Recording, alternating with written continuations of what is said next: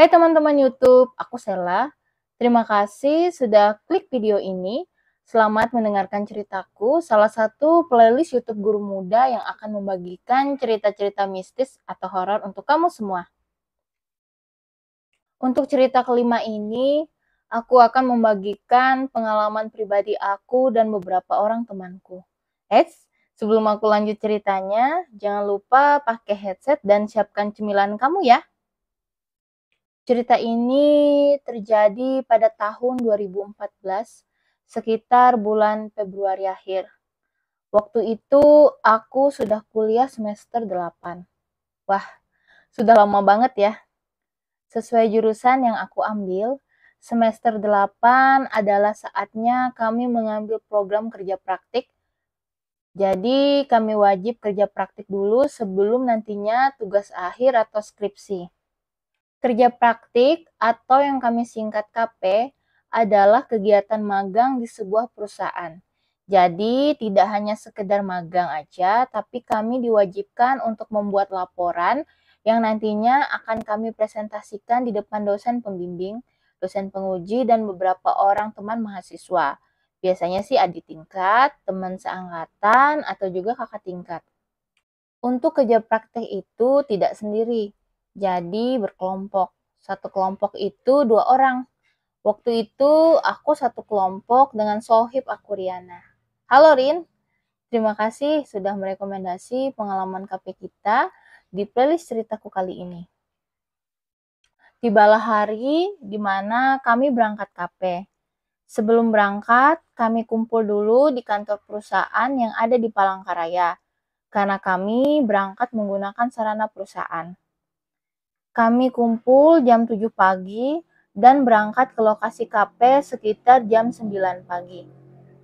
Oh ya, aku dan Riana KP di salah satu perusahaan pengolahan zirkon yang ada di salah satu kabupaten yang ada di Kalimantan Tengah. Jadi kami KP di pabrik pengolahan zirkonnya. Tidak hanya kami berdua yang KP waktu itu, ada juga sohibku, Diko dan Jimmy juga. Halo my bro. Singkat cerita, berangkatlah kami ke lokasi KP. Selama di perjalanan tidak ada kendala sama sekali karena jalannya lumayan mulus. Tapi saat masuk ke lokasi pabrik pengolahannya, lambung dan ususku ikut bergoyang disko karena jalannya lumayan buat mual. Jadi letak pabrik pengolahan zirkonnya itu masuk ke dalam karena posisinya ada di pinggir sungai. Dari jalan utama, kami harus menempuh jarak sekitar 3-5 km untuk sampai ke lokasi. Kejadian memalukan yang aku ingat betul sampai sekarang adalah aku mabuk dan muntah di dalam mobil sarana yang kami tumpangi. Sampai-sampai bapak, ibu, atau kakak-kakak karyawan juga membantu membersihkan muntahanku. Walaupun aku malu banget, tapi terima kasih ya Bapak, Ibu, dan kakak-kakak semua. Walau dalam kondisi fisik yang lemah karena mabuk, tapi tiba-tiba badanku langsung ngejreng karena mendengar percakapan Bapak supir dengan salah satu karyawan yang ada di mobil sarana yang kami tumpangi. Kata mereka, di sekitar jalan yang kami lewati ada kuburan gantung. Ya, otomatis lah aku kaget karena sebelumnya aku belum pernah tahu kalau ada kuburan gantung. Tidak terasa kami sudah sampai di lokasi KP. Kami disambut oleh Bapak Manajer, sekaligus kami menyerahkan surat jalan kami ke Bapak. Karena tahu kalau aku mabuk, Ibu Koki yang biasanya masak untuk karyawan pabrik memberi aku dan teman-temanku sop daging. Terima kasih Ibu, ibunya baik banget loh. Selesai makan, kami diantar Bapak Manajer ke kamar kami. Jadi kami menginap di mes karyawan. Walau hanya bangunan kayu, tapi tempatnya lumayan nyaman lah untuk kami. Betapa kagetnya kami karena kami berempat disuruh untuk menginap di satu kamar. Padahal kami kan 2 orang perempuan dan 2 orang laki-laki. Tapi sepertinya Bapak Manajer percaya dengan kami dan Bapak meminta 2 orang temanku yang laki-laki untuk menjaga kami yang perempuan.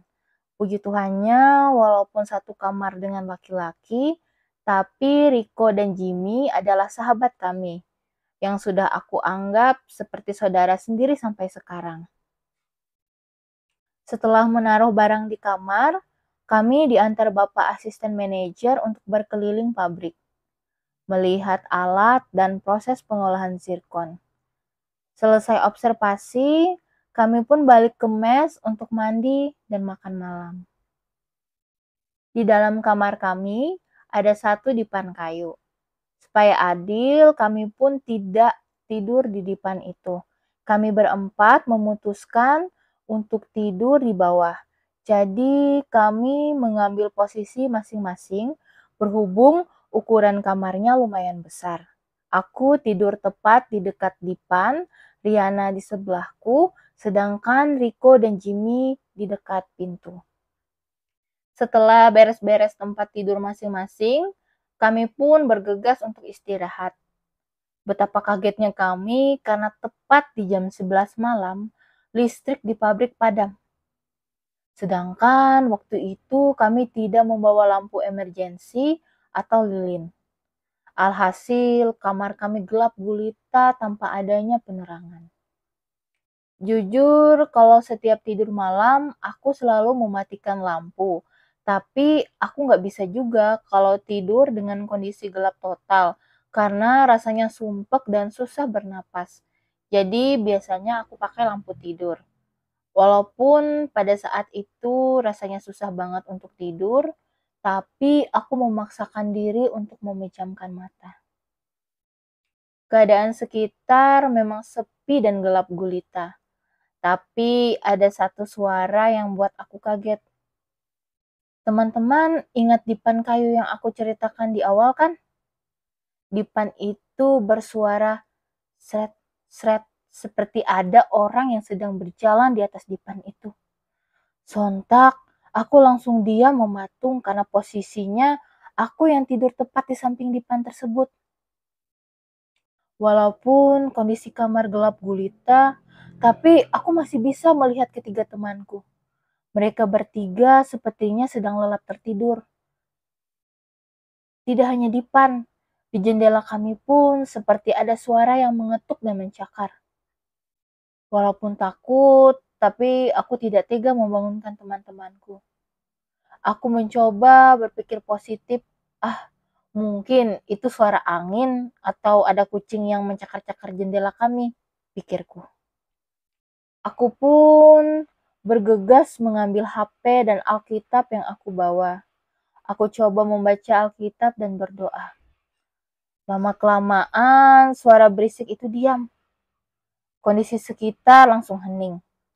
Walaupun suara itu sudah tidak ada lagi, tapi aku tidak tidur semalaman itu. Aku pikir suara itu hanya ada di malam pertama kami ada di pabrik itu. Nyatanya 3 malam berturut-turut aku diganggu dengan suara berisik dari dipan dan jendela itu. Alhasil, selama 3 hari itu jam tidur malamku sangat terganggu. Sampai-sampai rasanya aku mau berubah jadi zombie. Karena sudah tidak tahan dengan gangguan tersebut, aku pun menceritakan kejadian tersebut dengan ketiga temanku. Mereka bertiga memberikan saran kalau kami harus ubah posisi tidur. Aku sama Riana di ujung dekat pintu, Jimmy dan Rico di dekat dipan. Puji Tuhan, karena sudah ubah posisi tidur, aku pun akhirnya bisa tidur, walaupun setiap subuh aku selalu terbangun dan tidak bisa tidur lagi.